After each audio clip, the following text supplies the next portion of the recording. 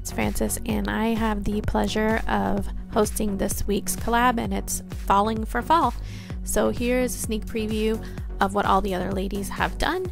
Make sure that you go check out their channels, and I will post the links to their videos below, as I do every single time I post one of these collaborations. When I announced the theme, my only stipulation was that they use anything that invokes the thought of fall. So use colors, use images, whatever it is that when you think of the word fall comes to your mind.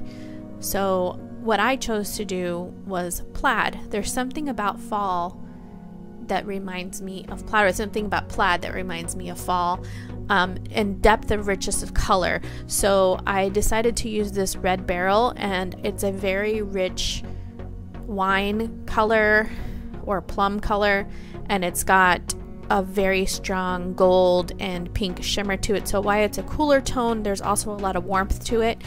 I always think of really rich, warm colors when I think of fall.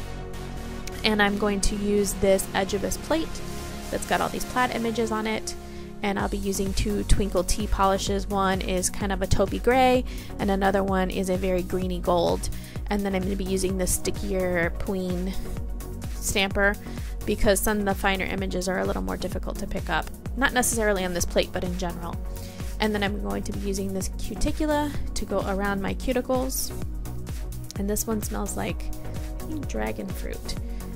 Whatever it is, it smells pretty good, I have to say. So I'm going to go ahead and apply this, and I don't always do this step. I was hoping to avoid a little bit extra of a mess, and if you'll notice, it actually went beyond where I applied. I'll stamp, you'll see, I will end up stamping over where I applied. And the nice thing about this is that it will dry clear, or rather relatively clear. That's how you'll know it's dry.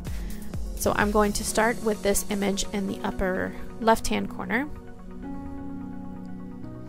and I am having issues with the scraper today. And I will pick up this first image. It's not a perfect pickup because of the scraping, but it will work just the same. And I'm going to apply it at that angle just as I picked it up. And I'm going to do this for both my middle and my ring finger.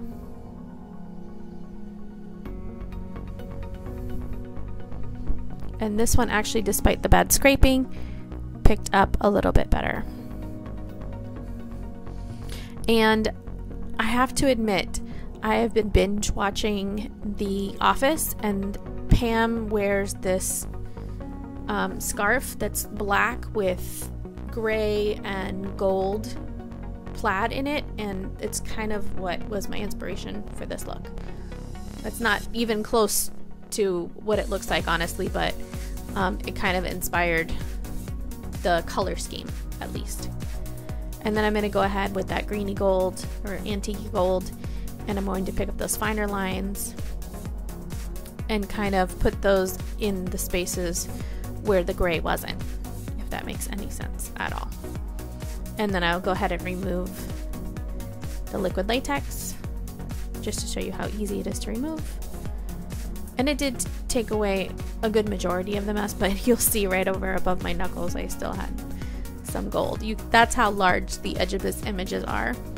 And then I'm going to be using L&M's Out the Door as my fast dry top coat, and I'm putting a very generous amount on there as to not drag the polish. And here is my final look. I didn't want to cover up that red beryl too much. I really love how it turned out. Let me know what you think. Make sure you check out the other ladies, and I will see you again next time. Bye.